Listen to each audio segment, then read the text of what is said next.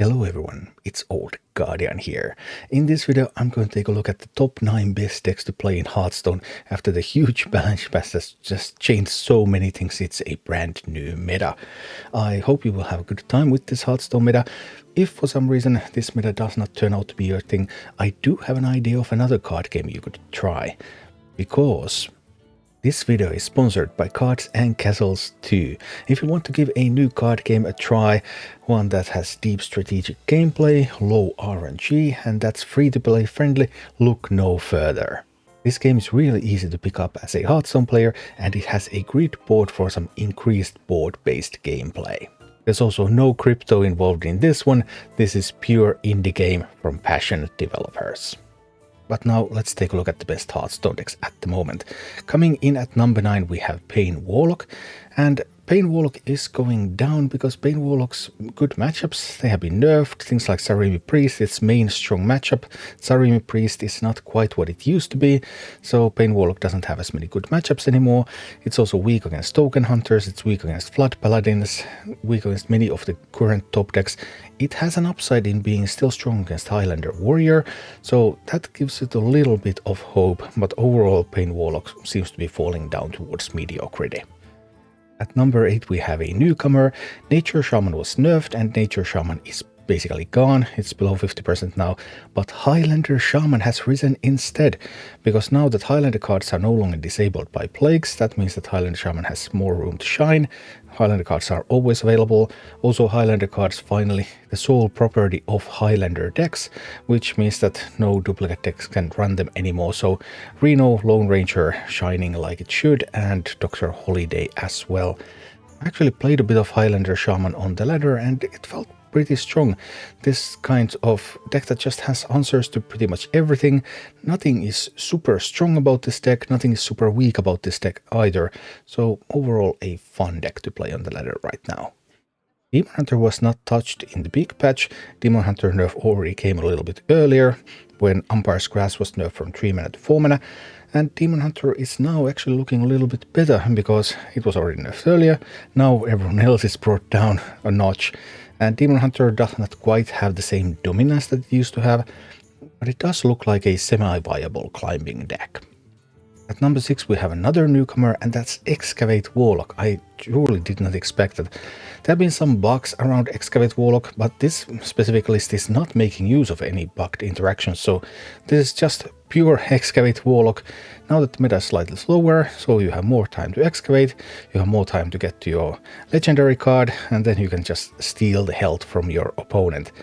And that turns out to be a pretty decent thing.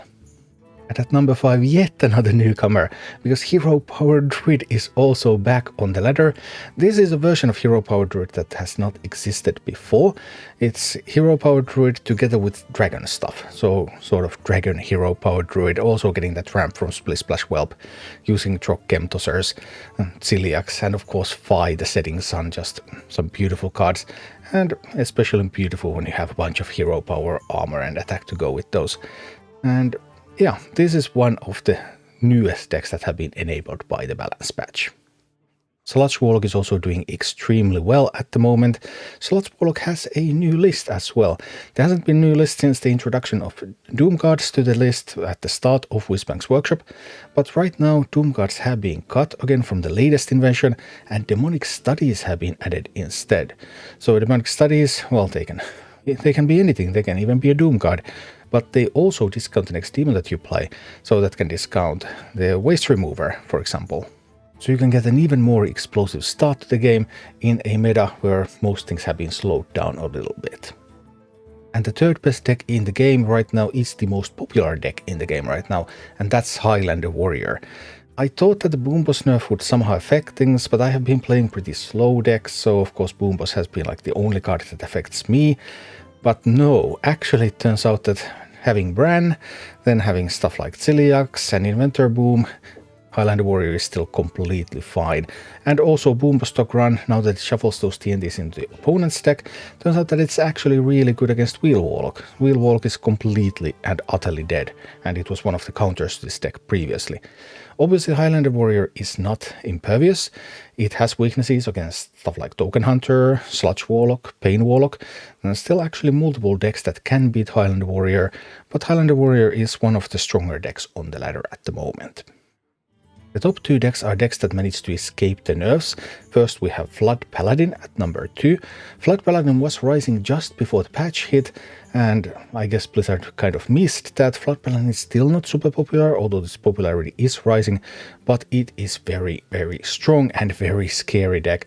So Paladin has returned. It has so many strong matchups, and its only real weakness in the current meta seems to be Highlander Shaman.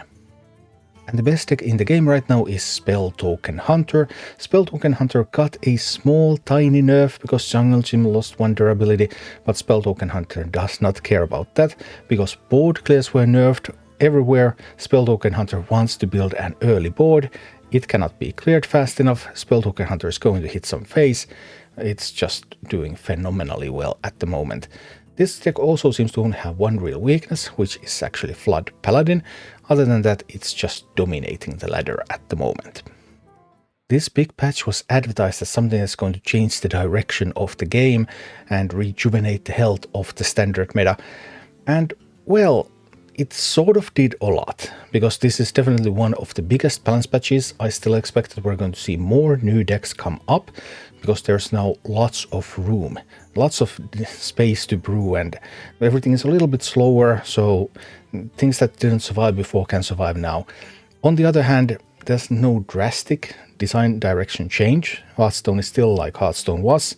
Hearthstone maybe is a little bit more like it was a few months ago, but this was definitely one of the biggest balance patches in the history of the game, even if it doesn't change the fundamental nature of the game actually at all. Thank you for watching. Click like and subscribe if you enjoyed this, and a special thanks to all of my Patreon supporters, YouTube members and Twitch subscribers who make all of these videos possible.